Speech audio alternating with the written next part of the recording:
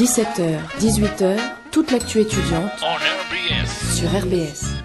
Bonjour à tous, il est 17h, vous êtes sur RBS et c'est comme un lundi pour une émission exceptionnelle puisque c'est la dernière de l'année, bien sûr. De l'année, effectivement. Alors on va être ensemble pour cette émission exceptionnelle pendant 2 heures. Oui, on a doublé le temps d'antenne pour doubler votre plaisir, nous l'espérons.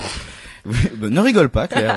Ça va être une émission très sympathique, un peu exceptionnelle. Avec des surprises. Des jeux. Et la première des surprises, c'est que on a décidé de passer sur le grill nous-mêmes pour la dernière émission et ça sera donc en première partie d'émission Mathieu qui nous parlera de la destination qu'il a fréquenté l'année dernière, et qui ferait face à Antoine, au van d'Antoine. Ouais. Et donc il nous parlera de la ville où il est allé l'année dernière, à savoir Washington. Dans une deuxième partie d'émission, on dit DC quand on est in Washington DC. DC. Tu nous expliqueras tout ça plus tard, tout à l'heure. Non, je vais maintenant. Et donc en deuxième émission, c'est moi qui répondrai aux questions. Je m'introduis moi-même pour parler du Pays de Galles. On ne prononcera pas le nom de la ville parce que c'est impossible à prononcer. Mais si, on va l'appeler quand on est in. On l'appellera Richard. Chacun sa initude. Il y a pas un petit raccourci genre AB ou un truc comme ça. Aber. Mais pour l'instant, on garde la formule qui marche, à savoir le buzz des buzz.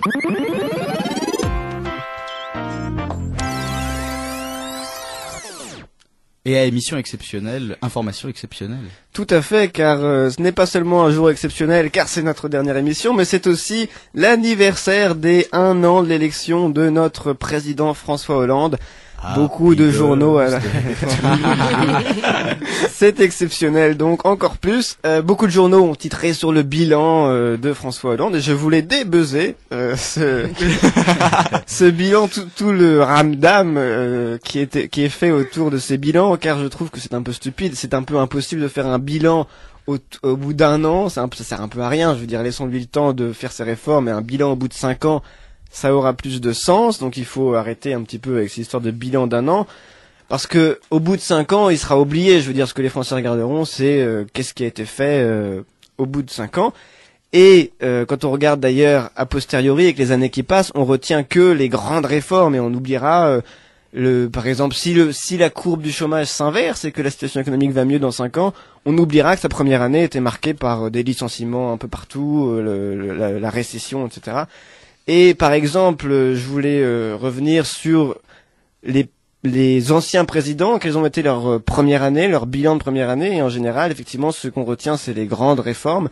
Alors par exemple, Mitterrand avait introduit dans la première année de sa présidence la 5e semaine de congés payés, les 39 heures, la semaine de 39 heures, la retraite à 60 ans, il avait introduit l'ISF, et aboli la peine de mort. Donc il en avait fait énormément. François Mitterrand, ça fait beaucoup en un an. Mais c'était beaucoup de réformes symboliques. Valéry Giscard d'Estaing également avait fait passer beaucoup de réformes au tout début de son mandat, avec par exemple la majorité à 18 ans, l'avortement qui a été légalisé. Et c'est amusant de voir qu'en fait, paradoxalement, ce sont ces présidents-là, Chirac, Valéry Giscard d'Estaing, Mitterrand, qui ont fait plus de réformes dans la première année, alors qu'ils avaient 7 ans finalement à l'époque pour réaliser leur mandat. Maintenant ils en ont plus que 5. Et à la fois Sarkozy et Hollande n'en ont pas fait tant que ça dans leur première année. Sarkozy, on se rappelle des peines planchées et des heures supplémentaires qui avaient été implantées très rapidement, ainsi que le bouclier fiscal. Donc c'est des mesures souvent très symboliques. Et je pense que dans quelques années, on se souviendra d'Hollande de sa première année, surtout du mariage pour tous, qui est une réforme aussi très symbolique, de l'augmentation du nombre d'enseignants et de la guerre au Mali. Voilà, c'est des grandes choses comme ça qu'on retiendra. Et au final, la crise économique, et son bilan économique, on pourra l'évaluer qu'au bout de 5 ans. Et enfin, juste à titre de comparaison aussi, c'est intéressant, c'est de voir le pourcentage de mécontents au bout d'1 an. Alors ça, c'est toujours incroyable. C'est moitié moins, avec les présidents, c'est incroyable comme ça a évolué. Et bon, alors c'est à mon avis surtout dû à la crise économique, parce qu'à l'époque de Giscard d'Estaing, etc., on était quand même pas dans la même perspective d'avenir. Alors au bout d'1 an, par exemple, Valéry Giscard d'Estaing avait 33% de mécontents. C'est plutôt pas mal. Relativement peu. Ça va. C'est un tout petit peu plus que François Hollande. Non, parce que c'est des mécontents. 33% de mécontents. De mécontents, pardon, excusez-moi, j'ai pas suivi. Très bien. Ah oui, c'est pas mal. C'est pas mal. Mitterrand, 35%. Ouais. Chirac 49%. Ah, ça augmente déjà. Ça augmente à chaque fois dans le temps. Sarkozy 64% au bout d'un an, qui était mécontent de son travaux. Et là, attention. Et Hollande. And the winner is 74%. Ah, c'est énorme. C'est pas mal. Voilà. Ah, mais la conjoncture est là aussi pour. Voilà, et et la conjoncture fait que, et ça, c'est les Exactement. statistiques Mais n'en tiennent pas compte. Quand tu disais que les gens se souviennent peu de ce qui s'est passé pendant la première année, moi je suis pas trop d'accord avec ça parce que, par exemple, les premiers mois de Sarkozy ont marqué la présidence, le fait que ce soit une présidence très bling bling au début, ça s'est beaucoup calmé ça après. parle pas de réforme, les gens son style.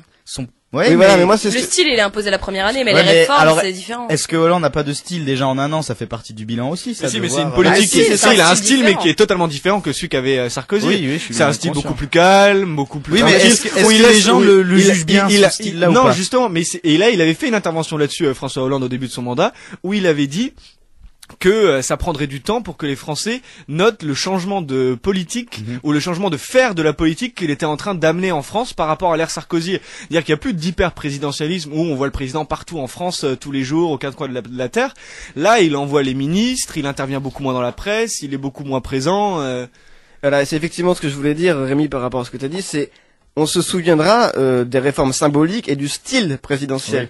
Mais au bout d'un an, on se souviendra pas du bilan économique, parce que ce qu'on regarde sur l'économie, c'est le long terme ou le moyen terme en tout cas. Alors voilà, c'est ça, l'économie, juger des réformes économiques au bout d'un an qui n'ont même pas été mises en place, il y a pas eu les lois n'ont pas forcément été appliquées déjà tout de suite. Et elles mettent longtemps à se mettre en place. Voilà, c'est ça. C'était ça le débat. Alors du coup, Mélenchon a eu tort de faire hier déjà sa manifestation pour critiquer. Bah non, il a envie d'être Premier ministre, alors bon, il faut bien qu'il se fasse voir. La stratégie du coup de gueule. Oui, effectivement. Moi aussi, je vais pousser un coup de gueule, maintenant. À toi, parce que je voulais parler d'une vidéo que j'ai vue la semaine dernière sur Internet et qui m'a fait, je veux dire, beaucoup rire. Alors, c'est une course de chevaux, cette vidéo. On voit la personne qui arrive en première position, qui remporte la course, acclamée, et puis, 5 secondes après, qui tombe, mais lamentablement. Alors, ça n'aurait aucun intérêt si la personne qui est sur le cheval et qui donc tombe n'était le président de la République turkmène. Alors, donc là, ça a un intérêt. Du Turkménistan. Pour l'instant, ça commence à avoir un intérêt. Alors, cette personne, alors accrochez-vous bien, qui s'appelle Gurbanguly Berdimuhamedov. On a perdu 20 auditeurs. Oui, non, c'est pas facile à dire. Est président du Turkménistan. Alors, on a perdu 30. Le Turkménistan, c'est un petit pays dont on parle pas beaucoup, c'est vrai. Qui se situe au nord de l'Iran, à côté de la mer Caspienne, voilà. Un grand pays, non? Grosse économie, grosse importance. Et justement, c'est un petit pays et qui est une dictature. Ce qui fait que la vidéo que moi j'ai vue, que tout le monde peut voir, qui est disponible sur Internet, eh bien, au Turkménistan, personne ne l'a vue. Alors, bon, cette vidéo, donc après que le président se casse la figure, on voit une cinquantaine d'officiers de sécurité en costume noir, cravate noire, qui d'une part surveillent le public pour voir s'il y a quelqu'un qui filme ou pas. Visiblement, ils n'ont pas vu celui qui est à l'origine de la vidéo. Et surtout, une nuée de gens qui se précipitent sur le président qui vient de tomber. Un silence de mort dans la tribune. Que s'est-il passé? Alors au final, il se relève au bout de 3 minutes et puis on l'emmène en ambulance et il est venu à la fin parader. Mais dans son pays, personne n'en a entendu parler. C'est un ressortissant qui a réussi à faire passer la vidéo, qui est passé d'abord en Russie, par le biais il a craqué le réseau informatique turkmène. Et donc cette vidéo se balade, mais le pire c'est qu'au Turkménistan, il y a des gens qui ont été arrêtés. On estime pour l'instant qu'il y a eu 5000 personnes déjà qui ont été susceptibles d'être arrêtées, même si c'est assez opaque, on sait pas du tout ce qui se passe là-bas. Mais aux aéroports par exemple, c'était très contrôlé. On regardait si les gens avaient des téléphones portables avec la vidéo. On regardait également s'ils n'avaient pas des appareils photo et on leur confisquait. Et ce qui fait que au final, c'est une dictature dont on parle assez peu et qui est une dictature assez terrible, et ça depuis la fin du communisme, puisque le dirigeant qui était là avant, qui s'appelait Niazov, lui était persuadé que la médecine n'avait aucun intérêt. Donc il a supprimé tous les hôpitaux du pays. Mais ça c'est énorme. Sauf un seul. Est-ce qu'il l'a fait dans sa première année de mandat ou pas? Il l'a fait très très rapidement. Ça reste dans son bilan. Alors il y avait plus qu'un hôpital pour le soigner lui, mais pour les autres, il considérait qu'en fait c'était inutile la médecine, donc il a écrit un petit livre qui, si on l'applique correctement, nous empêche d'avoir toutes les maladies. Mais pareil dans les bibliothèques, il considérait que les livres étaient pas très intéressants, donc il en a gardé 3, le Coran, la Bible et les siens, enfin le sien, voilà. Sinon, rien d'autre. Sa bibliographie. Sa biographie, pardon. Dieu, sa biographie. les dieux et moi, c'est un peu ça. Voilà. Et j'ai découvert à cette occasion, avec cette vidéo, que le président était un dictateur et que ce pays-là était une dictature. Donc ça m'a. Et paraît-il que la situation est vraiment très grave au Turkménistan. On n'en parle pas assez. 60% de chômage, 30. Ouais. Et surtout, Amnesty International avait fait une étude, je crois qu'ils avaient remise, comme quoi le respect des droits de l'homme était absolument pas assuré et que c'était un avenir très très noir qui attendait le Turkménistan. Ah oui, effectivement. Comme quoi, il faut que le président tombe à cheval pour qu'on parle du Turkménistan. Voilà, c'est aussi ça, voilà. Bien, je crois que maintenant Antoine voulait, pour cette émission exceptionnelle, nous parler de son slip. Rémi, pour cette émission exceptionnelle, buzz exceptionnel, c'est-à-dire que je vais rester dans la continuité de cette année avec mon actualité chaude, brûlante, débattue, ce que vous voulez. Et des analyses extrêmement poussées. Toujours très poussées. Tout ça pour vous dire que le premier slip qui sent bon va bientôt sortir en France. Est-ce que vous me croyez? Est-ce que vous êtes rassurés ou pas? J'ai cru que tu allais nous parler du slip français, mais non, apparemment c'est le slip qui sent bon. Non, c'est le slip français qui sent bon. Ah, moi c'est le dis donc, c'est le combo de la mort. Ouais, innovation technologique. Alors, le slip qui sent bon, ce n'est pas une blague, mais c'est une invention 100% française. C'est la marque Le Slip Français, donc située en Dordogne, qui est à l'origine de cette innovation. Il est décrit ainsi: vous recevez le slip, il ne sent rien. Vous enfilez le slip, il ne sent rien. Mais quand vous commencez à marcher, vous sentez bon du slip. En gros, donc c'est ce nouveau produit donc s'appellera l'Indomptable et ça sera le premier slip français qui sent bon. Dire qu'en fait, ils utilisent une méthode de micro-encapsulage de parfum qui est directement intégrée à la fibre en coton. Et donc en fait le parfum, donc je rappelle que le parfum est très masculin, donc c'est une touche de musc et de poire. Sympa. Et libéré progressivement dès que le slip est en mouvement. Donc en fait dès que vous marchez, les frottements font que le parfum mais ça marche quoi, une journée et après quand tu le laves c'est fini? Et ça marche jusqu'à 30 lavages. Donc un mois. Le slip qui sent bon, un mois. C'est pas génial, faut changer de slip tous les mois. Est-ce que ça existe? Est-ce que normalement c'est tous les jours, hein, Mathieu. Est-ce que ça existe en version caleçon? Parce qu'aujourd'hui qui porte des slips encore? Moi, des slips en coton blanc. Non mais non. Vous y avez cru, c'est ça qui est terrible. Il y a eu un silence total. Quoi? Rémi? Est-ce qu'il y a la version boxer ou caleçon? Écoute, alors ça j'ai aucune idée. Je pense que c'est un prototype qui va sortir bientôt. Mais le principe est quand même génial. C'est-à-dire qu'il y a des parfums qui sont libérés dans ton. Je sais pas, Claire. Peut-être que je peux porter un slip, sinon. Et si tu fais... non mais un slip de garçon, tu vois. Oui, c'est très agréable. C'est exactement. Et donc du coup, non mais c'est génial parce que du coup, c'est vraiment la nouvelle technologie intégrée au slip. C'est génial. Et si tu fais pipi dedans, est-ce que ça sent bon aussi ou pas? Là, j'en ai aucune idée, mais on va peut-être arrêter avec les blagues. On va peut-être, si. Tout ça pour vous dire que la France est leader de l'innovation. Et leader en sous-vêtements en Europe en ce moment. Je pense qu'Arnaud Montebourg va bientôt poser avec un slip français qui sent bon. Ah, ce serait génial. En parlant d'image de la France, je crois que Claire voulait nous parler de Carla Bruni. Exactement. Alors je sais pas si c'est une belle représentation de l'image de la France. Alors je vais quand même essayer de trouver un petit rapport avec ce Carla Bruni's bashing qu'on va trouver.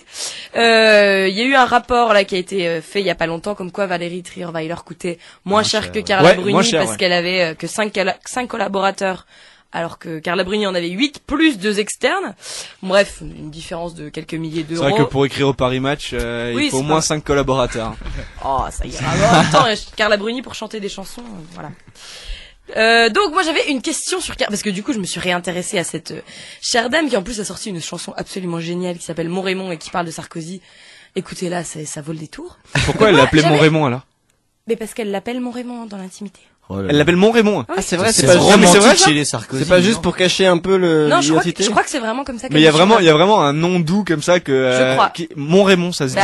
Apparemment. Oh, c'est beau, apparemment. C'est romantique. Oui, c'est très j'aimerais pas me romantique. faire appeler comme ça. En parlant de romantisme, tiens, j'ai un petit jeu pour vous. Allez, vas-y. Donc, vous n'êtes pas sans savoir que Carla Bruni a eu une vie avant Nicolas Sarkozy. C'est là où elle a chanté qu'est-ce qu'elle a là où on se dit des choses. Quelqu'un m'a dit. Oui. Quelqu'un m'a dit. Voilà. Là où on dit des choses. Ça me disait quelque chose. Ça me disait quelque chose. Je me disais, ça me disait quelque chose. À part chanter des chansons, elle a aussi fréquenté pas mal de monde et du beau monde. Donc j'ai un petit jeu fréquenter. Pour vous. Qu'est-ce que t'appelles fréquenter? Bah écoutez, elle est sortie avec ses personnes comme avec Sarkozy. Voilà, elle a eu beaucoup d'amants, dirons-nous. Voilà. Alors, Et elle a fait dans plusieurs catégories, hein. Donc on va prendre catégorie par catégorie. Vous allez essayer de deviner la personne dans la catégorie avec qui notre ancienne dame de France est sortie. Alors un milliardaire. On gagne quoi? Celui qui trouve, il gagne quoi? Carla Bruni. Voilà, c'est ça. Vous avez le droit d'aller la chercher. Ok, vas-y. Alors un milliardaire américain. Bill Gates. Non. Mais non. Je connais Steve Alors, Jobs. est-ce que vous voulez deux choix? Non, ouais, pas Steve Jobs. deux choix. Ouais. Alors est-ce que c'est Donald Trump ou Warren Buffett? Warren Buffett. Eh non, c'est Donald Trump. Il est hideux en plus. Il est pas On avait l'impression qu'il le savait, Antoine. C'est ça. Ensuite, un chanteur de blues et de rock britannique. Mike Jagger. Non, mais il est pas chanteur de blues. Oui, elle est sortie aussi avec lui. Mayer. Non. Deux noms. Alors, est-ce que c'est Joe Cocker ou Eric Clapton? Eric Clapton.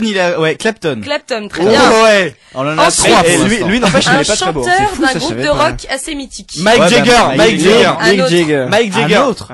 John Lennon. Qui est, attendez, j'ai un gros indice pour vous. Après sa mort. C'est Qui dégueulasse. Non.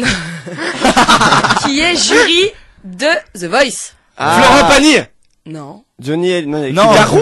Louis Bertignac. Oui, très Sérieux? bien. Ah oui, ça c'est vrai, je savais. Ensuite- Attends, non, stop. Moi, je vois, il est tout à The clean. Voice. Ouais. Oui. Mais je croyais que c'était Florent Pagny et Il y en a pas. Il y en a Lady quatre. Garou. Il y a Il y les en a jurys, quatre. et c'est pas une Jennifer. personne. Oui, Ouais, bah, il y en a ça fait quatre. trois. Ah c'est le ouais, c'est le quatrième. quatrième. Ok, ça C'est le marche. quatrième. Ok, merci Claire. Ensuite, un chanteur français entre Raphaël, Mike Jagger. qui chante Caravane, ou Jean-Jacques Goldman. Jean-Jacques Goldman. Mais non, Raphaël, c'est le Oh non, philosophe, non? Non, moi je te parle de Raphaël qui chante Caravane. Ah bah non, Jean-Jacques Goldman. Jean-Jacques Goldman, très bien. Non, mais- Jean-Jacques Goldman? Il Oui. est tellement sexy. Non mais Claire, je l'ai dit ça. Oui, Je te jure que je l'ai dit. C'est Ok, incroyable. je te crois. Ok. Non, t'as dit Mick Jagger encore. Ok. hein. Non ouais. Mais c'est prouvé ou c'est des supputations que tu fais? Non, c'est prouvé. Ah, Elle a les C'est images. prouvé. J'ai les images, j'ai les photos. J'étais là. Ensuite, un Suisse qui est plutôt mignon. Un Suisse qui est plutôt mignon. Il Ça n'est pas existe. beaucoup. Je connais Ça, Suisse. ça c'est existe ça ou pas? Alors, je vous donne deux choix. Tu veux pas nous est-ce donner que un indice c'est- d'abord avant? Ouais, mais si je vous donne l'indice. Non, ok, vous allez trouver. vas-y. Est-ce que c'est Vincent Pérez ou est-ce que c'est Gaspard Proust? Gaspard Proust, il est suisse, donc c'est lui. Mais non, c'est Non, Vincent mais ils sont Pérez. suisses tous les Ah, deux. les C'est deux. Vincent Ah ouais, Pérez, d'accord. c'est Vincent Pérez. Vincent Pérez, très Je sais bien. même pas Gaspard qui Proust c'est. est un peu jeune. C'est hein. Fanfan je sais la même pas qui tulipe, c'est. Fanfan la tulipe. C'est ça, Oh. exact. Ouais, t'as vu ou pas? Exact. Ensuite, j'ai eu une Et alors attends, question. moi j'avais juste une blague, genre Mais laisse-la elle- finir, elle- non, moi, mais ta j'ai- blague, ah, fais je suis ta désolé. blague. J'avais une blague Voilà. pour Jean-Jacques Goldman qui arrive un peu à retardement. Ouais, vas-y, alors Attention au flop. Attention. Quel Roulement de tambour. Quel enfoiré. Jean-Jacques Goldman, quel enfoiré, bah elle est pas mal, oui, bon, effectivement. ouais, bon. Ah, c'est ça la blague? C'était ça la blague. Non mais tu l'as raconté. Très bien. Mais non mais Je croyais qu'il avait pas commencé en fait. Non, mais- Ouais, j'ai dit- quoi? Mais non, c'est ça la blague. Ah, oula, bon allez, Claire, tu continues? Oui, très bien, continuons. Mais si, les enfants- Avec les qui enfants. Carla Bruni a élu le petit Aurélien il y a 12 ans? Est-ce que donc c'est avec un Enthoven, mais est-ce Ouais. que c'est avec Raphaël ou Jean-Paul? Je crois que c'est Raphaël. Raphaël. Elle a fait Avec les deux. Raphaël, qui est le fils, qui est le père? C'est Jean-Paul, le père de Raphaël. Elle était Très avec bien. Jean-Paul et après elle s'est fait Raphaël. Exact. Non. Ça, c'est Donc, crade, hein. dis-toi que Oh non. le fils de Carla C'est Bruni, mieux que l'inverse. il sait que sa mère s'est tapé son papy. C'est pas mal. Ouais, voilà. Sa mère, c'est sa grand-mère. Non, enfin, non. ça fait presque ça. Oui, non ça pourrait être ça. Ouais, bon, bref. Ah, c'est glauque. Ensuite, c'est lillois, hein. deux déclarations, vous allez me dire laquelle est la faite. Je préfère la polyandrie ou je préfère la polygamie. Ça veut dire quoi la La polyandrie? polyandrie. La polyandrie, c'est comme la polygamie, mais pour les femmes. D'accord. La Bah la polyandrie. polygamie alors. Non, elle a dit les deux. Est-ce Eh ben, dis donc. qu'elle a déjà dit je ne voterai jamais à droite ou est-ce qu'elle a déjà dit je suis ultra sarkozyste mais plus du tout de gauche? Non, elle a dit je ne voterai jamais à droite. Elle a dit les deux. Et elle a dit les deux. Ouais, très elle a bien. dit les deux, ouais. Très bien. Et voilà, c'est la fin de ce petit jeu. Bon, Ouais, c'est assez j'ai- gratuit. Et quelques petites rumeurs aussi qui circulent. Bon, ça c'est pas vérifié parce que tout ce que je vous ai dit jusque-là c'était vérifié. Il y a aussi des rumeurs qui traînent sur Kevin Costner. Pas mal. C'est la rubrique people, en fait. C'est la rubrique people en fait. Guillaume Canet. Quoi? Et encore mieux, un de nos ministres. Non. Laurent Fabius. Exact. Oui, j'avais Non, entendu c'est ça. pas vrai. Si, bah c'est une rumeur. Il a toujours mais par démenti, contre, mais bon. Elle a toujours été super attirée par les hommes de pouvoir en fait. Bah, C'est le milliardaire, Jean-Jacques Goldman. oui, bon, ouais. Ouais, Bref. Jean-Jacques Goldman. En me homme de promenant pouvoir, sur je des sais sites pas. d'un grand intellectualisme, apparemment pas mal de ses ex parlent d'elle en disant que c'est quelqu'un qui aime bien prendre soin de son image et être vu. Et pour cette émission exceptionnelle, des invités exceptionnels ont accepté de venir dans le studio de RBS. Carla Bruni a décliné l'invitation malheureusement, mais nous avons des stars reconnues. Et aujourd'hui, on va d'abord revenir sur le succès de l'émission de TF1 The Voice, dont on a parlé. et qui est, il faut le reconnaître, un gros succès d'audience. Et pour nous en parler, dans le studio, Philippe Manœuvre, le critique musical et membre du jury d'une autre émission, La Nouvelle Star. Alors, Philippe Manœuvre, qu'est-ce que vous pensez de The Voice? Ouais, c'est génial, franchement, c'est le rock'n'roll à l'état pur, quoi. Avec des stars internationales, attends, Jennifer, Garou, Florent Pagny qui jugent si tu chantes bien. C'est comme si tu demandais à Nabila de faire une conférence sur Voltaire, quoi. C'est énorme. Franchement, j'en ai parlé avec mes potes des Rolling Stones, on est trop lol MDR, quoi. Merci Philippe d'être venu partager votre avis avec nous. Je crois que dans le studio vient d'arriver aussi un invité connu internationalement, dont on a beaucoup parlé cette année. Il s'agit de Benoît XVI. Alors, Benoît, cette retraite de pape, comment ça se passe? Ça va très bien. Je suis à Ibiza et je mate des culs sur la plage. Ah bon? Oui. Et d'ailleurs, j'écoute de la techno. Que se passe-t-il avec votre voix, Benoît? Désolé, ça me fait ça tout le temps à cause de la messe. Mais maintenant, je prends des cours de hard rock pour avoir la voix plus grave. Bien. Merci beaucoup, monsieur Benoît XVI. Et on reçoit maintenant un de vos compatriotes allemands, Karl Lagerfeld, le couturier de chez Chanel. Comment allez-vous, monsieur Karl Lagerfeld? Vous allez bien? Nein. C'est atroce. Je suis en train de créer une nouvelle ligne pour la maison Chanel et je suis en retard. Ah, et qu'est-ce que c'est que cette nouvelle ligne? Mais enfin, des robes de mariée banane. Avec le mariage pour tous, je suis déporté. Je dois trouver des nouvelles matières. J'ai un nouveau modèle avec des paillettes et du cuir pour une robe de mariée pour homme. Ça va être génial. Alors en parlant de mode, que pensez-vous du style vestimentaire de notre président François Hollande? Franchement, est-ce qu'on peut parler de style vestimentaire? Je ne crois pas. Je comprends pourquoi Angela Merkel ne peut pas le voir. Bon, alors bon courage pour cette nouvelle ligne, merci d'être venu. Et je crois maintenant que François Bayrou veut nous dire un mot. Oui, c'est exact. Alors allez-y, je vous en prie. Je voudrais dire qu'avec tous les militants et les militantes de mon parti, le MoDem, nous cherchons une salle à taille adéquate pour organiser notre grand rassemblement annuel. Et on ne trouve rien. Ah oui, pourquoi? Toutes les salles sont trop petites? Non, tout est trop grand. En fait, l'idéal, et je lance un appel, ce serait qu'un de vos auditeurs nous propose une cuisine. Eh bien, ou une buanderie. On lance l'appel à nos auditeurs. Ou un placard. On espère qu'ils répondront à votre appel, monsieur Bayrou, merci. Bonne recherche. Et pendant ce temps-là, François Hollande revient de Chine. Bonjour, konnichiwa, comme on dit en Chine. Non, monsieur Hollande, c'est au Japon qu'on utilise konnichiwa. En Chine, c'est ni hao. Oui, je sais, mais en partant de Roissy, j'ai trouvé que le guide du routard sur le Japon. Et ça ne vous a pas posé problème? J'ai rien compris. Et en plus, il fallait manger avec des baguettes. Alors j'ai dit à Valérie, la prochaine fois, on part en vacances dans le Loir-et-Cher. Merci monsieur Hollande d'être venu dans le studio de RBS pour cette dernière émission exceptionnelle. Ce n'est pas fini, encore de nombreux invités sont ici. Stéphane Bern est aussi avec nous pour nous parler du nouveau roi des Pays-Bas, Wilhelm Alexander, qui succède à la reine Béatrix. Alors, je suis désolé, mais moi, je croyais que Béatrix, avec un nom pareil, c'était une actrice de film porno. Seigneur Dieu, Sainte Thérèse de l'Enfant Jésus, comment pouvez-vous avoir de pensées aussi impies? Oh, la reine Béatrice est une sainte. Entre toutes les femmes, nous prions pour elle. Alors, vous deviez y être à cette cérémonie. Comment s'est-elle passée? Comment s'est passée la soirée? La cérémonie était splendide. Tout le monde était ravi. Pour la soirée, je ne peux rien vous dire. J'ai honte. J'avais bu 2 verres de cidre doux, j'étais dans tous mes états. Et je peux vous dire que néanmoins, le prince Charles-Eudes d'Orléans-Bragance a dansé le rock avec Marie-Amélie von Fürstenberg. Ils se sont embrassés sur la bouche à la fin. C'est coquin, n'est-ce pas? Très coquin, en effet. Merci, monsieur Bern, d'être venu. Et nous avons maintenant le plaisir d'accueillir Nelson Montfort. Nelson, qu'est-ce que vous commentez en ce moment? Bien écoutez, après avoir commenté les Jeux Olympiques et interviewé Usain Bolt, the Lance Armstrong of the Sprint, je suis maintenant au championnat du monde de pétanque, the World Cup of the Branlos, avec Marcelin Gouillardeau, surnommé le Mozart du cochonnet, the Mozart of the pastis. où je ne suis pas sûr que ça nous intéresse beaucoup, le tournoi de pétanque. Ah si, moi j'adore la pétanque. Ah, Monsieur Régis Laspalès vient de rejoindre le studio en surprise. C'est très gentil de votre part d'être venu dans ce studio. Et alors, on voulait vous demander, Monsieur Laspalès, on sait que vous êtes un fidèle auditeur de Comme un lundi. Oui. On voulait vous demander, au bout d'un an, le bilan de cette émission, qu'est-ce que vous avez pensé de cette émission Comme un lundi? J'ai rien compris du tout.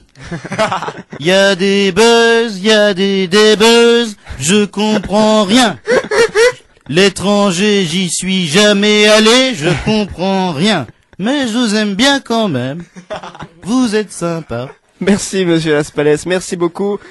Et c'était donc des stars exceptionnelles pour une émission exceptionnelle. On passe maintenant à une petite pause musique avant de se retrouver pour l'interview de mobilité où je vous parlerai de Washington DC. Et comme vous nous l'avez demandé, on a reçu des mails d'auditeurs par milliers pour réentendre le groupe qu'on vous a fait découvrir la semaine dernière. Il s'agit de Bolomo. Voici donc leur deuxième tube, No Way.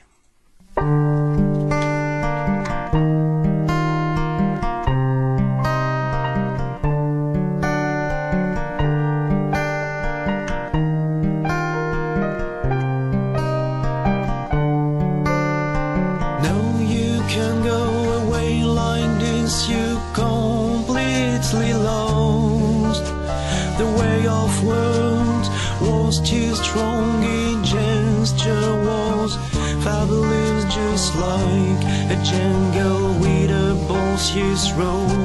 You and the land you chuck, only sublimated. It's an illusion, but at the end nobody applauds. No way you can win this game. No way you keep it on your side. No way you get away. Behind a field, no way you can win this game. No way you keep it on your side. No way you get away with. No way to hide behind a field.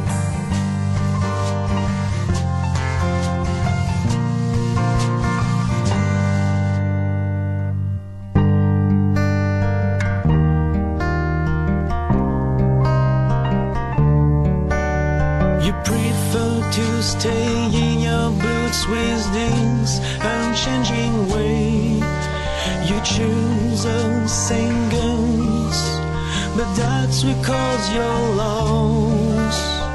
Down the pills, it's time to make a change. She knows, keeps going, she doesn't care. Taking without a magic, the wonder, but you remain on the roadside. No way you can win this game. No way you keep it on your side.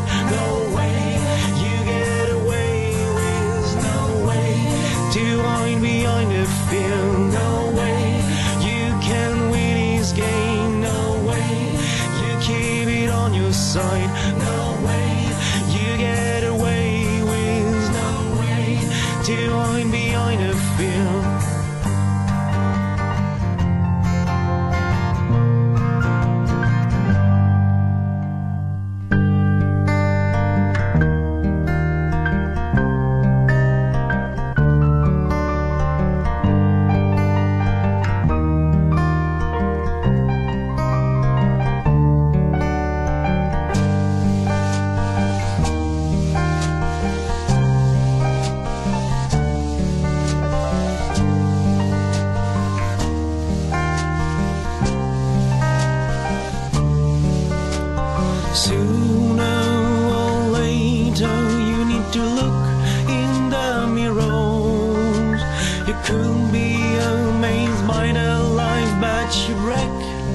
Just like a little girl.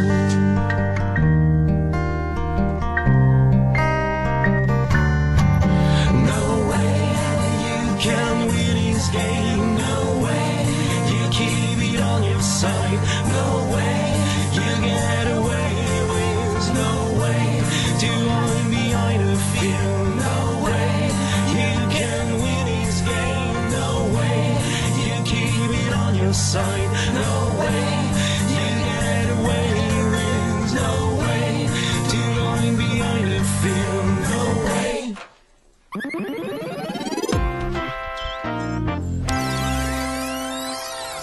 De retour sur RBS dans Comme un lundi pour la suite de notre émission exceptionnelle. Et je vous l'ai dit en début d'émission, cette semaine, il passe sur le grill, c'est Mathieu. Après avoir pendant 1 an été sadique avec tout le monde, au moins. C'est à lui maintenant de répondre à nos questions.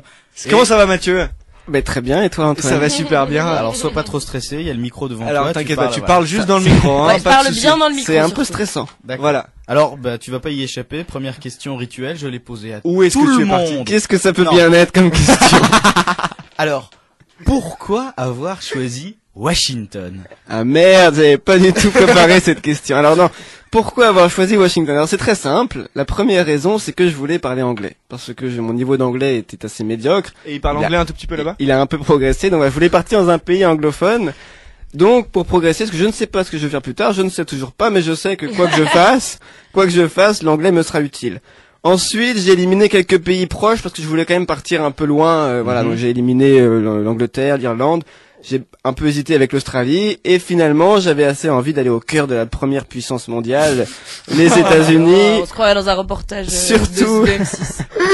Surtout que dernière raison, c'est qu'on a un très bon partenariat à Sciences Po avec une bonne université américaine spécialisée dans les relations internationales, qui s'appelle, attention, Georgetown University. Et du coup, voilà, je me suis dit que c'était une bonne occasion de bénéficier des enseignements de cette université américaine. Alors tu l'as dit, t'étais là-bas à Georgetown, dans une fac de relations internationales. Qu'est-ce que t'as étudié plus particulièrement? Quel domaine? Alors déjà c'est une fac qui fait vraiment de tout, donc c'est pas qu'une fac de relations internationales, mais qui est réputée effectivement dans ce domaine-là. Et donc j'ai pris beaucoup de cours sur les relations internationales et en particulier sur l'Europe, puisque c'est un domaine qui m'intéresse et ça m'intéressait d'avoir le point de vue des Américains là-dessus. Et j'ai aussi pris par exemple des cours sur la politique étrangère américaine avec un prof, et je le savais avant de prendre le cours, on me l'avait dit, qui a une vision très un peu caricaturale américaine, mais comme on peut la voir, donc sur la guerre en Irak. T'as une bonne petite anecdote à nous raconter du coup là-dessus? Ouais, par exemple, c'était un prof où à la fin de chaque cours, tu pouvais écrire une question et le cours d'après, il sélectionnait quelques questions et il y répondait. Ouais. Donc c'était assez génial déjà de faire ça. Et moi, une fois, j'avais posé sur un cours sur la guerre en Irak, vous n'avez pas du tout parlé de l'enjeu du pétrole dans cette guerre. Est-ce que, voilà, vous pouvez revenir un peu dessus? Et il avait sélectionné ma question et il savait que j'étais français. Et il m'avait dit, c'est une question tellement française, un petit peu arrogant. Il m'avait répondu quand même en me disant que c'était pas pour ça, contrairement à ce que disaient les Français, que c'était pas pour le pétrole qu'ils sont allés en Irak, mais que c'est vrai que ça jouait un petit peu dans les décisions. Mais qu'à la base, c'est pas ça la décision. Et alors, du coup, t'avais combien d'heures de cours par semaine? Parce que je te rappelle, et t'es bien placé pour le savoir, on fait un petit classement ici, on a un petit record qui doit s'élever à 5 ou 6 heures de cours par semaine. Combien d'heures par semaine à Georgetown? Alors je suis pas mal, je bats pas le record, mais je suis pas mal, j'étais à 8 heures par semaine en moyenne. T'es au moins dans le top 5, c'est pas mal. Ouais. T'es au moins dans le top 5. Ouais. Mais c'est le système américain où globalement ils ont beaucoup moins d'heures de cours, mais beaucoup plus de dossiers, de boulot à côté. Enfin, moi je pense que c'est une manière de travailler intelligente. Je ne sais pas si quelqu'un m'a posé la question, parce qu'en général c'est moi qui la pose, mais sur le système pédagogique américain, il y a beaucoup de choses à dire. Et alors, t'habitais, donc t'étais dans Georgetown University, Washington D.C. Donc j'imagine que c'est une grande université, j'imagine que ça se passe comme plus ou moins à l'américaine, on le voit dans les films, avec des grands campus, avec c'est vraiment ça, c'est vraiment le campus à l'américaine comme on le voit dans les films. D'accord. Et c'est assez génial, ils ont des moyens, et donc c'est des très belles, en plus Georgetown c'est un vieux bâtiment, c'est une très belle, très beau bâtiment avec des grandes étalées d'herbe pour pouvoir faire du frisbee. Les Américains jouent tout le temps au frisbee, c'est incroyable. Je vois pas trop l'intérêt. C'est génial le frisbee. Oh, c'est marrant 2 minutes, mais bon. Mais donc du coup t'habitais sur le campus toi? Non, alors j'ai choisi en revanche. C'est une très bonne question, Antoine. Merci Mathieu. Pour une fois. J'ai beaucoup hésité parce qu'effectivement le plus simple en fait c'est de loger sur le campus. Problème, il faut partager sa chambre avec quelqu'un et je suis associable. Ok, ça marche. Comme vous l'entendez tous les lundis. Et il voulait pas écouter tes chansons détournées.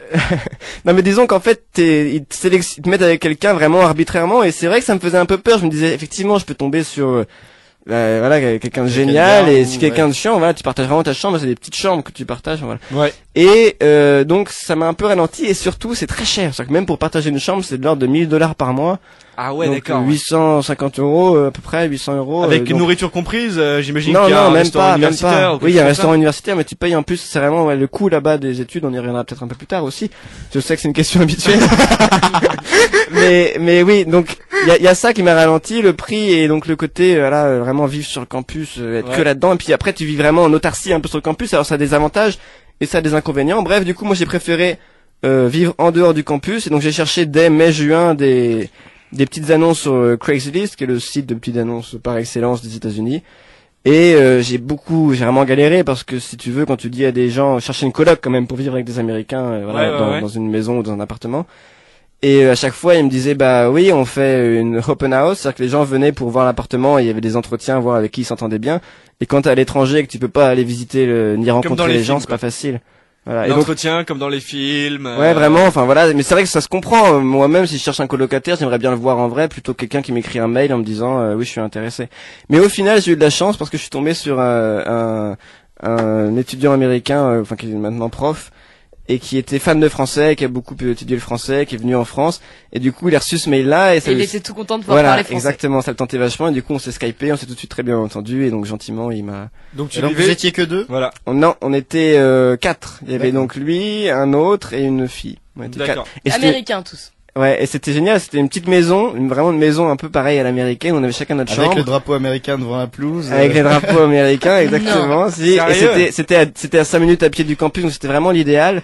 Et en fait, ça me revenait moins cher que le campus. Mais alors, voilà, juste petite question, si c'est pas trop indiscret, bien sûr. Le niveau de vie à Washington. C'est-à-dire combien est-ce que tu payais pour ton appartement? Claire va sûrement te demander combien coûtait la bière. Ouais, voilà. Le kebab aussi.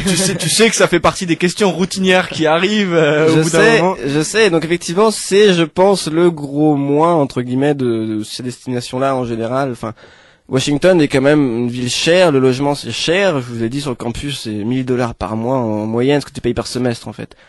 Et moi, ma chambre, elle était à $800, donc ça fait quand même 600 €. Voilà, c'est pas donné. Bon, après, c'est une capitale. Je veux dire, à Paris, c'est une capitale, c'est un pays développé, voilà. Mais enfin, voilà. Et la bouffe, en fait, ça allait parce que à mon époque, je crois que c'est là encore, l'euro était assez fort. Du coup, quand tu convertissais en euros, c'était agréable, quoi. Tu gagnais un peu d'argent, c'était.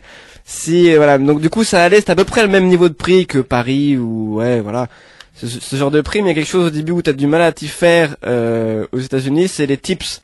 C'est-à-dire que là-bas, tu es obligé de donner les pourboires en fait. C'est-à-dire que en France, c'est pas du tout vraiment institutionnalisé. Surtout quand t'es étudiant, tu donnes rarement des pourboires, quoi. Mais là, t'as pas le choix, en fait. C'est inclus dans le prix, t'as entre 15 et 20%. Jusqu'à 20% là-bas, ouais. Voilà, et c'est pas obligé dans la loi, mais enfin, je veux dire, il faut le faire, quoi. Tu peux même pas ne pas le faire, et il t'indique même. C'est très mal vu, quoi. Ouais, et puis, franchement, tu peux pas le faire. Donc c'est vrai que c'est agaçant. Si tu passes pour un Français, le prix au départ, quand tu vois sur les menus, tu te dis, c'est pas si cher, et au final, quand tu rajoutes entre 18 et 22% de pourboire, et ça augmente le prix. Très bien. Et le prix de la bière? Le prix de la bière, voilà, c'est arrivé. Voilà, Claire n'a pas pu s'empêcher. Ça dépend. C'est même pareil que Paris. Ça dépend où tu vas. Non, mais est-ce que leur bière est bonne déjà? Alors non. Non, on est d'accord. Pas particulièrement. Ils sont pas connus pour ça. Surtout qu'ils boivent beaucoup de bière light. Ce qui n'existe pas en France. C'est vraiment dégueulasse. C'est des bières pas fortes. Enfin, genre des bières moins fortes et j'imagine un peu moins grasses. Mais du coup, qui n'ont pas de goût, quoi. Dans le sens de boire de la bière où on a mis un peu d'eau dedans. C'est vraiment pas Est-ce que t'as du coup, notamment la Bud Light. Du coup, t'as des pubs comme à la télé, comme pour le Coca Zero, tu sais. Genre, où ils sont là avec leur bière light et c'est le même goût. Certainement, mais enfin, j'ai pas vu, en tout cas, mais. D'accord. Tu ne regardais pas la télé aux États-Unis. Pas beaucoup, mais un petit peu aussi quand même. D'accord. Merci. Je vous propose, on va écouter la première musique que t'as choisie, puis on revient après. Alors, qu'est-ce que t'as choisi? Alors, j'ai choisi une musique de Tom Lehrer qui s'appelle Who's Next. Et en fait, je vais prendre un peu de temps pour la présenter. Je suis désolé. Vas-y. Parce qu'en fait, j'avais un cours à Georgetown de relations internationales avec une prof géniale dont je suis tombé amoureux, et qui notamment, donc elle était passionnante, et surtout à chaque cours il y avait une chanson qui allait avec le cours. Bon, c'est génial comme principe. Avec un rapport plus ou moins éloigné, mais c'est génial. Et du coup, quand t'arrivais dans l'amphi, t'avais la musique à fond au début du cours. C'est génial. C'est très américain, mais c'est génial parce que figure-toi que grâce à ça, il y a des cours dont je me rappelle grâce à la musique. Voilà, par exemple, typiquement, là, la chanson s'appelle Who's Next de Tom Lehrer, ça parle de la bombe nucléaire. Et donc, on avait fait tout un truc sur la dissuasion nucléaire, tout un cours sur, le rôle de la bombe nucléaire dans les relations internationales. Et voilà, donc les paroles sont assez amusantes, c'est en américain, mais en gros ça parle de Who's Next, ça date des années 60, Tom Lehrer, c'est un parolier un peu pionnier, j'ai bien aimé, qui est assez drôle, avec les petites paroles sur l'actualité. Américain. Parce que Tom Lehrer, ça fait un peu... Ouais, je sais pas de quelle origine il est, mais enfin... Mais voilà. C'est pas l'erreur, L''E2R. Non. Ok, non, mais je sais pas, j'aurais pu croire. Et du coup, voilà, ça parle de la bombe nucléaire, qui sera le prochain à avoir la bombe nucléaire, les paroles sont assez marrantes. D'accord, très bien. Who's Next tout de suite. First we got the bomb, and that was good, cause we love peace and motherhood. Then Russia got the bomb, but that's okay, cause the balance of power's maintained that way. Who's next? France got the bomb, but don't you grieve, cause they're on our side, I believe. China got the bomb, but have no fears, they can't wipe us out for at least 5 years. Who's next? Then Indonesia claimed that they were gonna get one any day. South Africa wants 2, that's right, 1 for the black and 1 for the white. Who's next? Egypt's gonna get one too, just to use on you know who. So Israel's getting tense, wants one in self-defense. The Lord's our shepherd, says the psalm, but just in case, we better get a bomb. Who's next?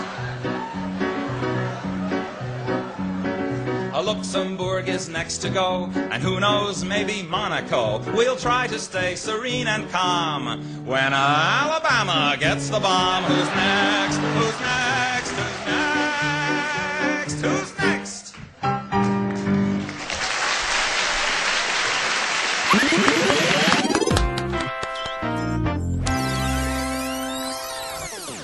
De retour sur RBS pour l'émission exceptionnelle, la dernière de l'année, avec Mathieu. On continue l'interview de mobilité. On a écouté Who's Next à l'instant. Et alors, effectivement, les paroles sont super marrantes.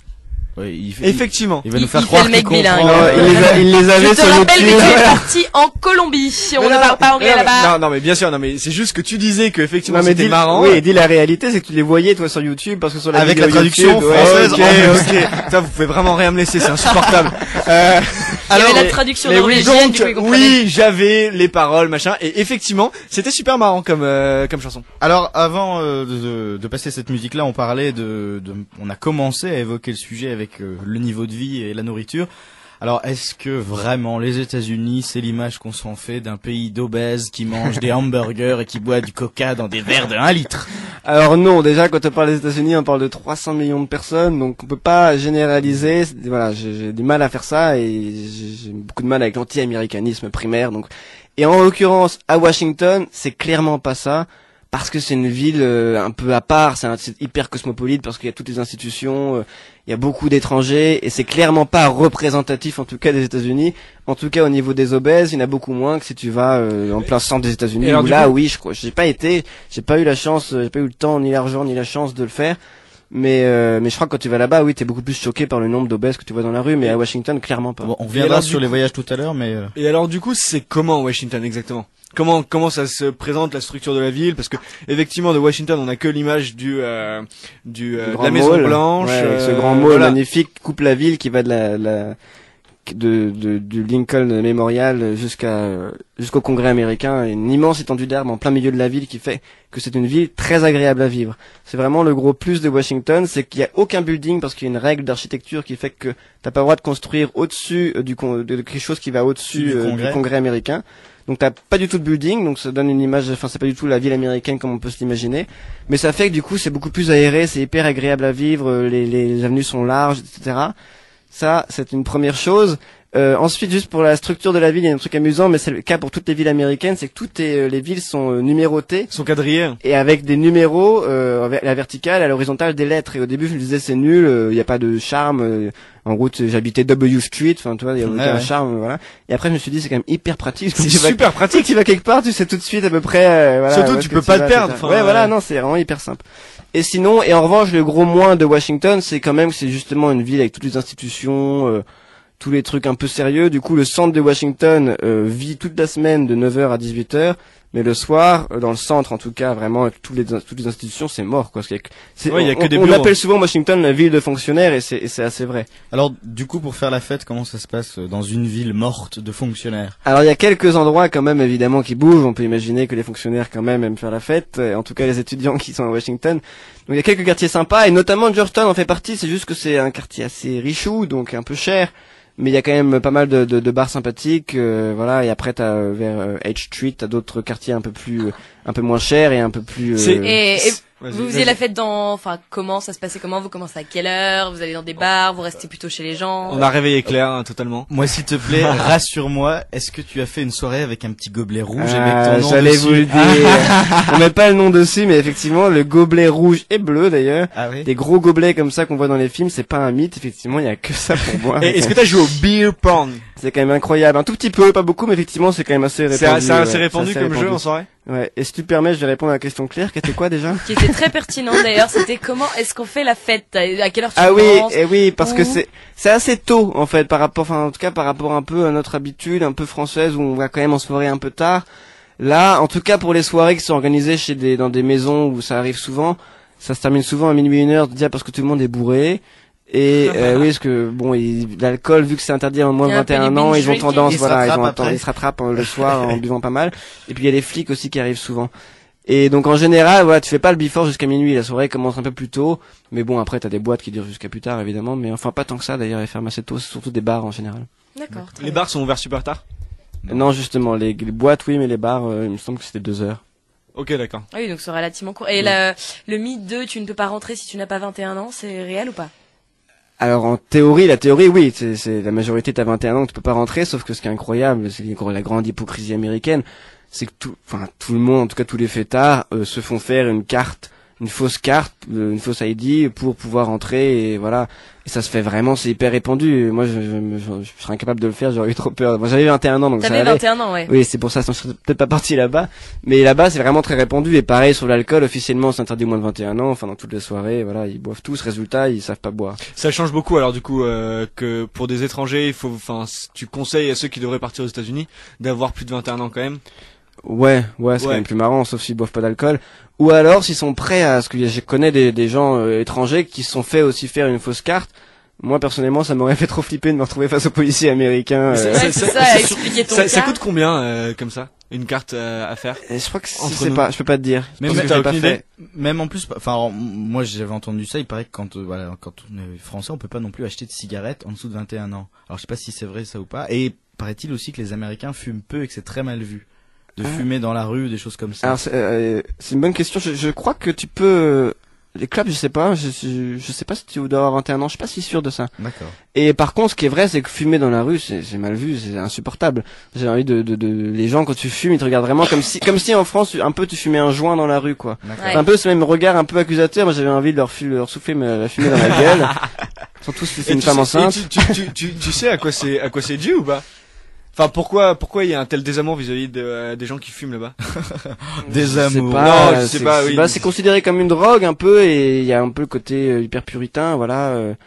En tout cas à Washington, où c'est une ville où tout le monde fait son petit jogging le matin, voilà, les gens les gens sont très healthy et compagnie. Voilà. Mais moi ça me fait rire, ça me fait penser à l'Inde où j'étais allée voir Marion qu'on avait vu en début d'année, où vraiment fumer une cigarette, surtout quand tu es une femme, c'est vu, mais c'est horrible. On te regarde, mais comme si tu étais le diable en personne, quoi. Et c'est drôle parce que c'est un peu comme aux États-Unis, mais pas du tout pour les mêmes raisons. Et il y a autre chose qui est trop chiant aussi aux États-Unis, c'est que tu peux pas te balader avec ta bouteille à la main pour aller à une soirée. C'est pour ça tu dois la cacher dans les fameux sacs noirs, dont tout le monde sait qu'à l'intérieur il y a une bouteille. C'est encore une grande hypocrisie. Mais si tu te balades avec un pack de bière non couvert, en fait non caché dans la rue, tu peux te faire arrêter par les flics qui te font une demande. C'est un peu chiant ça. Ah c'est fou. Et donc du coup t'as les petits sachets en craft comme ça. Ouais. Alors tu disais que Washington c'était une ville un peu différente du reste des États-Unis. Est-ce que tu as voyagé dans le reste des États-Unis et qu'est-ce qui t'a plu là-bas? Ou même ailleurs. Oui, alors j'ai pas eu le temps de faire ailleurs. Il y a tellement de trucs à faire aux États-Unis que j'ai même pas eu le temps de tout faire. Il y a des villes comme Chicago que j'aurais beaucoup aimé faire, j'ai pas eu le temps. Le centre des États-Unis. Enfin bref, je vais plutôt vous parler de ce que j'ai fait. Oui. J'ai fait en fait pas mal de villes de la côte est et puis en fin d'année tout un grand trip sur la West Coast. Et donc la côte est, j'ai fait des villes très souvent à New York, des week-ends à New York, parce que c'était pas très loin de Washington, et ça coûte rien d'y aller en bus. Donc j'ai fait beaucoup New York, une ville quand même assez fascinante. J'ai fait Boston, Philadelphie, Baltimore. J'ai fait aussi un voyage à Miami sur les traces de Dexter, parce que je suis un grand fan de Dexter. Et Super. J'ai vu la maison, pour les fans de Dexter, qui se reconnaîtront. J'ai vu la maison qu'on voit de Dexter dans la série. Et ça, c'était un très bon séjour aussi. Et donc, j'ai aussi fait un grand trip sur la côte ouest où j'ai vu le Grand Canyon, San Francisco, Los Angeles et Las Vegas. J'avoue un petit coup de cœur pour Las Vegas, pour San Francisco aussi. Mais Las Vegas, pour moi qui aime bien les gadgets, c'est quand même une grande ville gadget, c'est assez fascinant. Bon, t'y restes pas 3 mois, mais mais sinon après le budget, le budget en France. Déjà, et puis y a pas 10 000 trucs à faire non plus, quoi. Voilà. Donc ça resterait ton endroit favori aux États-Unis. Non. Si tu devais revenir retourner aux États-Unis, t'irais où? J'ai eu un coup de cœur pour San Francisco, je crois. Plus que Washington. C'est ton côté un peu bobo. Ouais, c'est quand même plus. C'est joli. Ouais, San Francisco, c'est très joli. Il y a plein de quartiers très différents. Il fait bon toute l'année. Il y a vraiment un côté. Ouais, c'est agréable à vivre aussi. San Francisco. Et c'est un peu moins cher, non, que Washington.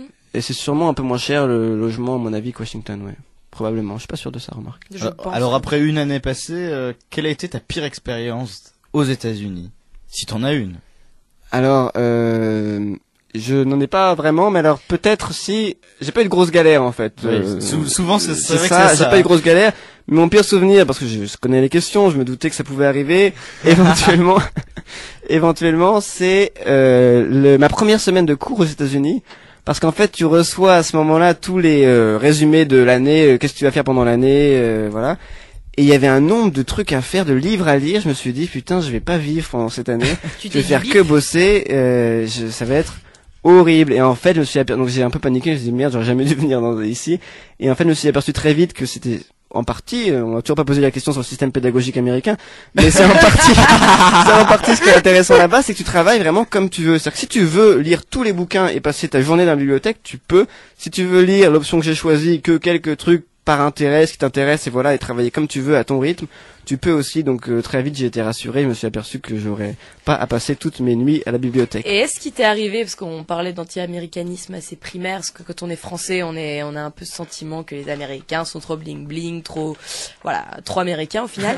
Est-ce que t'as déjà rencontré des Américains qui vraiment rentraient pile dans le critère, ou alors des gens qui au contraire te disaient vraiment je comprends pas pourquoi on a cette image-là, parce que c'est quand même très ancré chez les Français de se dire les Américains ils aiment les armes à feu, ils sont très puritains, ils aiment pas devoir fumer dans la rue, j'avoue que j'ai pas beaucoup côtoyé ces gens-là, parce que tous les étudiants à Georgetown University sont des gens qui en général ont une grande ouverture d'esprit, etc. Donc sont vraiment conscients des problèmes. Voilà, ils vont plutôt militer contre les armes à feu. Enfin là, c'est vraiment.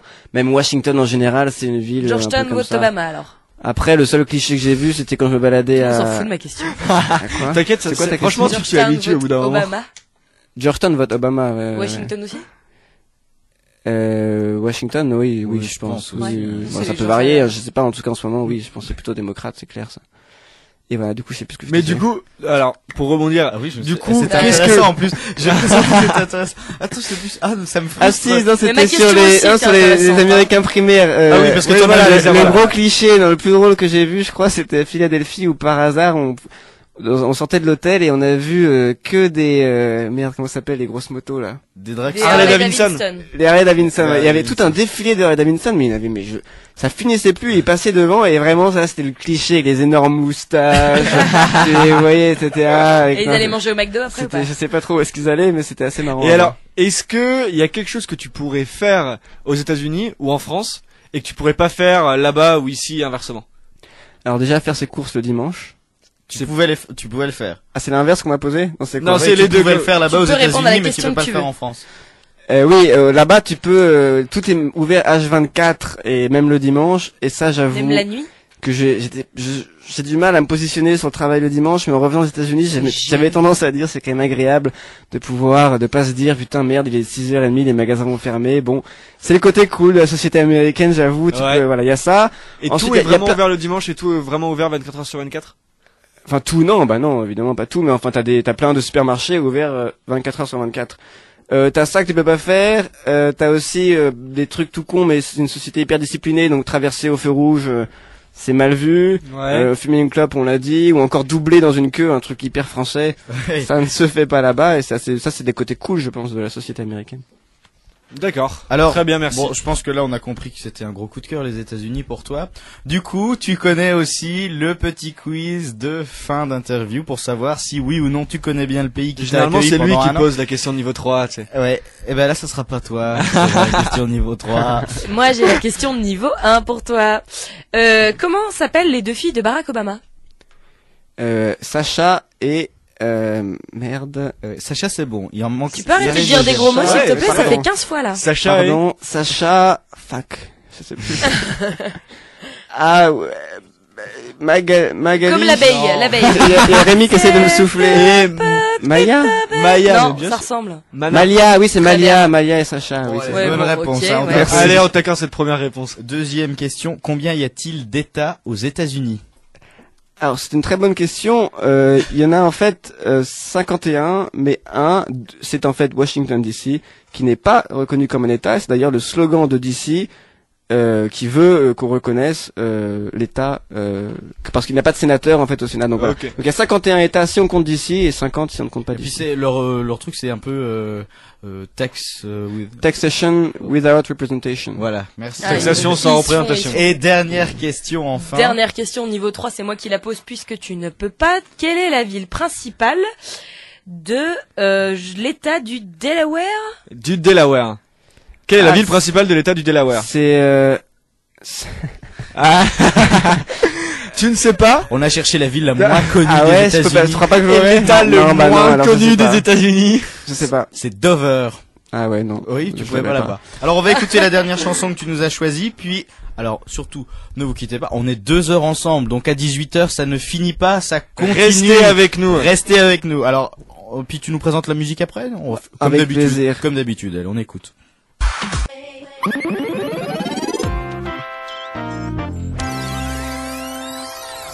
De retour sur Comme un lundi pour notre émission exceptionnelle, la dernière de l'année. On est 2 heures encore ensemble, enfin encore 1 heure ensemble, pardon, 2 heures ensemble. J'ai envie de prolonger le plaisir. Mathieu, est-ce que tu peux nous présenter ce qu'on vient d'entendre? Oui, j'ai peut-être reconnu sa voix, il s'agissait de Madonna, Give Me All Your Love. Non pas que je sois un grand fan de Madonna, mais ça me rappelle le Super Bowl, car quand l'année où j'étais, donc en 2012, aux États-Unis, c'est elle qui avait fait le gros show du Super Bowl. C'est-à-dire qu'à chaque fois, à la mi-temps, il y a une grosse star américaine. Ouais, qui t'en vient avais faire parlé en plus au début de un l'année. super show, voilà. Et donc c'était un moment amusant. J'avais regardé ça sur le campus avec plein d'étudiants américains. Et j'en avais déjà parlé à l'époque, mais c'était amusant parce que là-bas, je l'avais dit, ce qui intéresse les gens dans le Super Bowl, c'est les pubs, parce qu'il y a toujours des nouvelles pubs qui sortent et les gens se taisent pendant les pubs, mais parlent pendant le match. Alors je sais, tu me l'as dit pendant la pub musicale, on peut révéler un peu les secrets de fabrication de notre émission aux auditeurs. C'est la dernière. Tu voulais quand même nous dire ce qui te manque le plus des États-Unis. La question, je l'attendais. Le McDo. Je pouvais pas ne pas en parler, quand même faire hommage à ce grand fast-food qui me manque énormément en ce moment. C'est le Five Guys, parce que c'est vrai que là-bas, au niveau, moi qui aime bien la malbouffe, aux États-Unis, j'étais servi. Il y avait vraiment des choses incroyables, notamment donc le Five Guys, tous ceux qui vont aux États-Unis. Alors c'est une chaîne qui est pas très très développée, mais que vous pouvez trouver quand même sur la côte est. Et vraiment, ils sont les meilleurs burgers du monde. Autre chose qui me manque, si j'ai le temps aussi. Allez, vas-y, Vas-y, que c'est prends-toi. toi. C'est vraiment parce que c'est toi, hein. On peut aller jusqu'à 20h, m'a dit le boss de RBS, de toute manière. L'autre chose qui me manque, c'est Safe Rides. J'ai pas eu le temps d'en parler, mais c'est un mécanisme de taxi gratuit qui est mis en place sur l'université pour vous dire quand même qu'ils ont des moyens à Georgetown. Ah oui, quand même. Ouais. C'est-à-dire que quand tu vas en soirée, tu peux les appeler et leur dire oui, j'aimerais bien aller de là à là. Et dans le quart d'heure ou la demi-heure qui suit, ils arrivent devant chez toi et hop, ils t'emmènent. alors, est-ce que tu t'es en train de me dire rien gratuitement. Bon, c'est que dans le périmètre de l'université. Mais est-ce que t'es en train de me dire que l'université l'université est tellement grande qu'ils ont besoin d'un taxi pour t'emmener d'un endroit à l'autre? Bah en fait ça s'appelle Safe Ride, c'est que le but c'est vraiment juste pour Éviter les accidents, la sécurité, éviter voilà des mauvaises rencontres dans la rue le soir tard, sachant qu'à Georgetown il y a peu de risques que vous rencontriez des gens Bad guys. des bad guys, c'est pas trop le style du quartier. D'accord. Bah merci beaucoup en tout cas pour avoir répondu à nos questions sur Et puis tu restes avec Washington. nous. Tu restes avec nous. Je reste avec vous. Alors, Tu repasses de l'autre côté. pour la deuxième heure. Alors par contre, ça n'est malheureusement pas le cas de Claire qui va nous quitter après une année. Exact. Oh, après une année. T'as un petit mot Après- d'adieu à faire? Est-ce que t'as Alors, quelque chose à dire à nos auditeurs? J'ai été ravie de parler de bière, d'alcool, de nourriture, d'être la seule voix féminine, hein, quand même, Ouais, la c'est plupart vrai, du c'est temps, vrai. sur ce plateau. D'ailleurs, je fais un appel à toutes les filles. Venez m'aider face à ces grands qui ne parlent que de slip et de jouets de Noël. Voilà, donc j'espère qu'on se retrouve l'année prochaine, qui sait. Et non, bah c'était super agréable. Bah merci Claire pour ta voix féminine et ton enthousiasme et ton joli rire. Merci Claire pour ta féminité, j'ai pas fait que c'est vrai que c'est un peu bizarre. La touche de féminité que t'as portée à cette émission. Allez, petite pause, on se retrouve d'ici quoi, 5-6 minutes? À peu près. Voilà. Allez, à tout de suite.